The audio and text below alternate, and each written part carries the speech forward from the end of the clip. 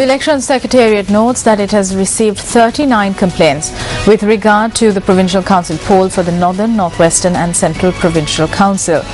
The Elections Complaints Unit of the Secretariat notes that a majority of the complaints were filed by parties affiliated to the present government.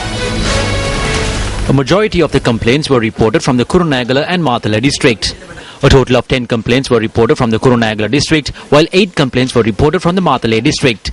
The Election Secretariat notes that the number of complaints being lodged with regard to the misuse of state property is on the rise.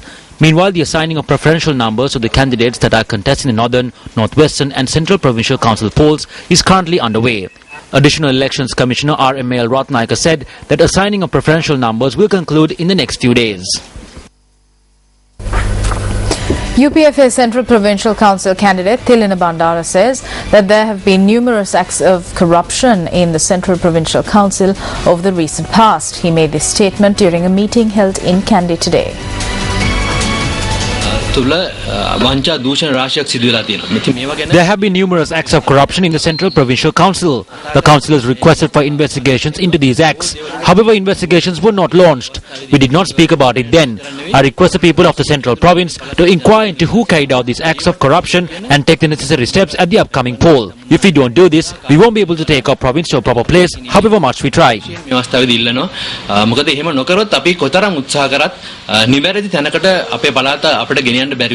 From 1999 to 2002, the Central Provincial Council was ruled by the SLFP-led People's Alliance. In 2002, United People's Freedom Alliance came into power and they have held power of the council since then. Saratha Ekanaika served as the Chief Minister of the province in the period between 2002 and 2013. The Ceylon Petroleum Corporation has reached a decision to accept the stock of 95-octane petrol, which was at the centre of controversy after issues arose on the quality of the consignment, to consider it as a stock of 90-octane petrol. Speaking to Newsfirst yesterday, the CPC noted that the decision was taken to accept the disputed 95-octane petrol as 90-octane petrol after a request was forwarded by the company which imported the fuel. The ship, which docked at the Colombo harbour on the 29th of July, was carrying a fuel consignment of 5,000 metric tons of 95-octane petrol, along with 25,000 metric tons of 90-octane petrol and 5,000 metric tons of diesel. The CPC revealed that initial tests that were conducted proved that the stock of petrol did not meet the required criteria. However, secondary tests proved that the 90-octane petrol met the required criteria. We reached a decision today to accept the 90-octane petrol and not accept the 95-octane petrol.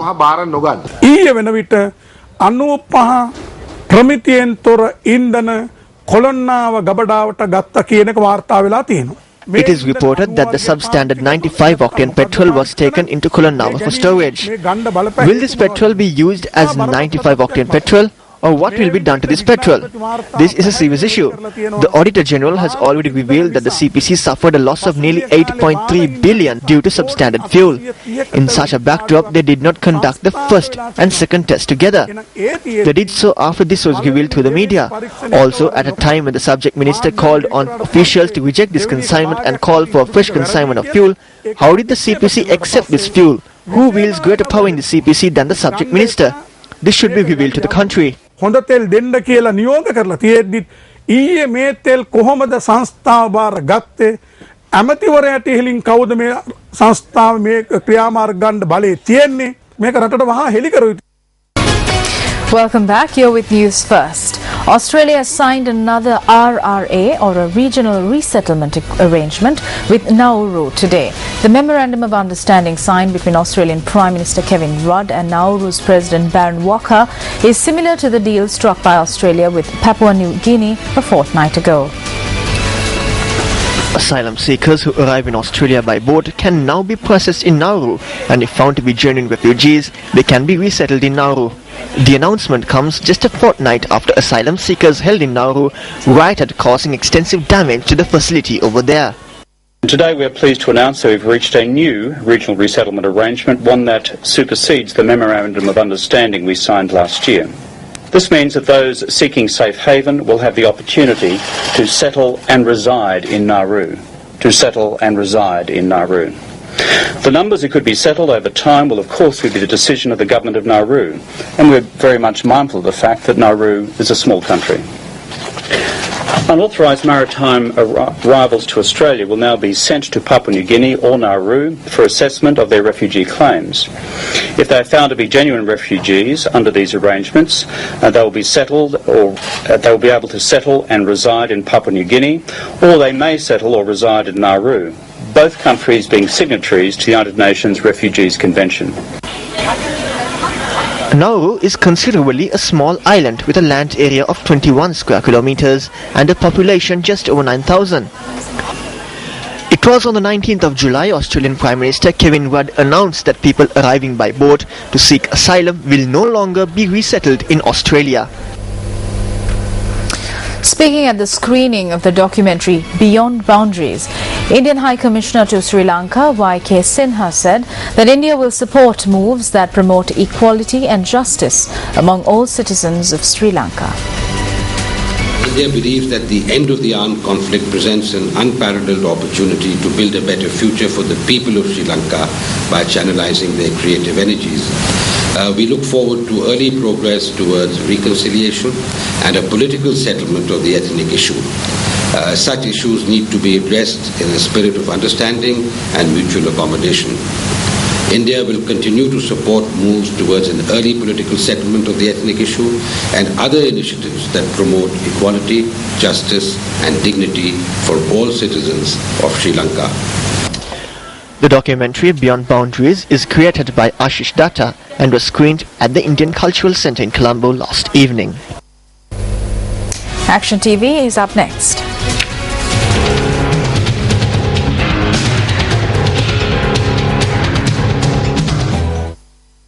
Psychiatrists have proven through research and tests that imposing physical punishments on students who commit wrongs to prevent them committing the wrong again creates a more adamant and stubborn mentality among the students rather than helping prevent them from committing a wrong. Based on these research and tests, a circular was issued citing that physical punishments cannot be imposed on a student in school in any manner. However, it is difficult to find a school in the country that does not allow the use of a cane. But the use of a cane on a student inside school to ensure that a student does not commit a proven wrong again is not viewed as a wrong act by a majority in society. This group of students had arrived at the Ampara police later yesterday over an incident that had taken place last morning. The incident cannot be considered as a punishment, as the teacher who was in the classroom at the time of the incident affirms that the students had not committed any wrong that should be dealt with any warning, let alone physical punishment. The principal arrived at once and spoke to us using filth. He started hitting everyone. The principal arrived and started hitting everyone in the classroom. The principal asked the student whether he was in charge or the principal was in charge. The principal hit him first, he hit me next, and then the rest. When taking into account the statements made by these students, it can be suspected that a situation similar to riot control had taken place within the classroom in question. When you look at the injuries sustained by the students, it is clear that it was not a cane that was used to beat the students. Speaking to Action TV, the class teacher said that the principal arrived in the classroom with a pole in his hand. I am astonished. I am still wondering why that happened. I am saddened by it. We are going to speak to the principal. විද්‍යාලපතිතුමාත් එක්ක කිසිම තරහකටවත් පොලිසියත් එක්ක කිසිම තරහකටවත් නෙමෙයි මම මේ කතා කරන්නේ. මගේ මහත්තයාත් වැඩ කරන්නේ පොලිසියෙම තමයි. ඕනම කෙනෙක් අසාධාරණයක් වුණාම ක්‍රියාමාර්ග ගන්නවට යම් වෙනත් පැති වලින් ක්‍රියාමාර්ග ගන්නවට වැඩිය නීතිය මාර්ගෙන් ක්‍රියාමාර්ගයක් ගන්න ඕනකට තමයි පොලිසියට යන්නේ. එතනට ගියාම ඉතින් එතනදිත් ඒ දරුවන්ට හෝ ඒ කාන්තාවන්ට හෝ එහෙම සාධාරණයක් වෙන්නේ නැත්නම් ඉතින් දන්නේ නැහැ මේ දරුවෝ ඉතින් පස්සේ කොහෙට යන්නද කියලා. That was the mother of one of the students who is said to have been beaten. She expressed these comments to Action TV because the police refused to accept the complaint made by the students and sent them off with a simple advice. The police not accepting the relevant complaint is also an injustice caused to the principal in question. That is because it is via the investigation conducted on the complaint that the principal can prove his innocence or guilt over the incident. After the incident that took place in the classroom yesterday, should the lesson these students learn be violence? Senior Superintendent of Police of Ampara, this is over to you.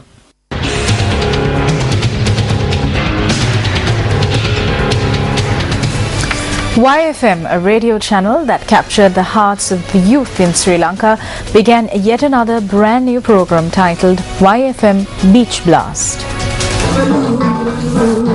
A large crowd gathered at the Kalido beachfront in Kalutara to be part of this event. Not only the youth but individuals from various age categories were gathered to take part in the festivities. However, the main attraction of the event was the Miss Teen and Mr. Handsome pageant, which caught the attention of many, and prizes were given away to the winners. A number of games and activities were organized for the entertainment of the public.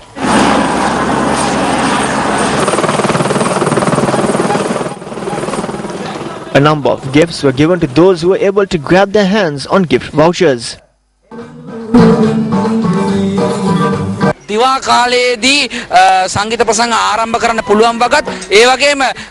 have shown that music concerts can be held during the day. This also clearly shows that the crowd, including the youth, can enjoy this concert without the use of drugs or being under the influence of alcohol. YFM has set the example that alcohol-free concerts can be held during the day instead of holding concerts in the night that are with alcohol. We have named this series of concerts as Beach Blast. We expect to hold such concerts every month in every coastal area.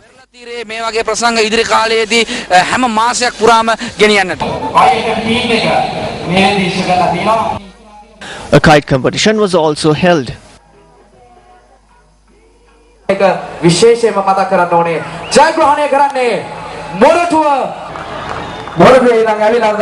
Meanwhile, screen tests were conducted by Newsfirst for those who were interested in showcasing their talents in news presenting. A musical show was also held until 7 p.m. this evening.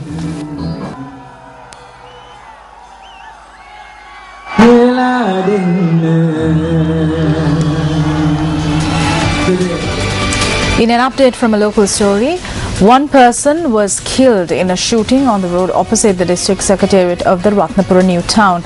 The shooting had taken place at 9:05 last night. MP Janaka Wakumbara expressed the following views. He had a good character. He helped everyone. He even helped during the elections. He's like a brother to me. I hope that those who committed this crime are brought before the law. Everyone expects that the police will be able to do it.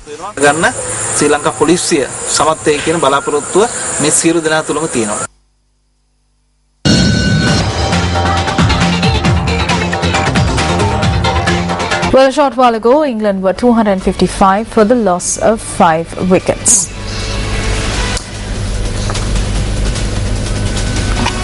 South Africa emerged victorious with a 12-run win over Sri Lanka in the first T20 played yesterday. The captains of both teams expressed the following views ahead of tomorrow's second T20 that will be played in Hambantota.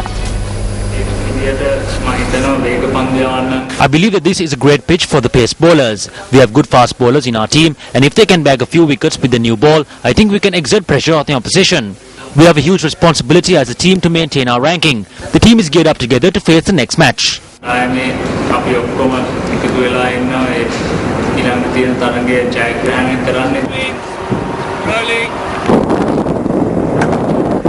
Yeah, very happy. It was a really good night for us last night.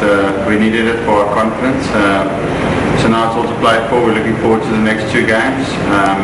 Really confident, and the camp, the mood is really good. And that's a wrap from all of us here at Newsfirst. Enjoy the rest of your weekend. Good night.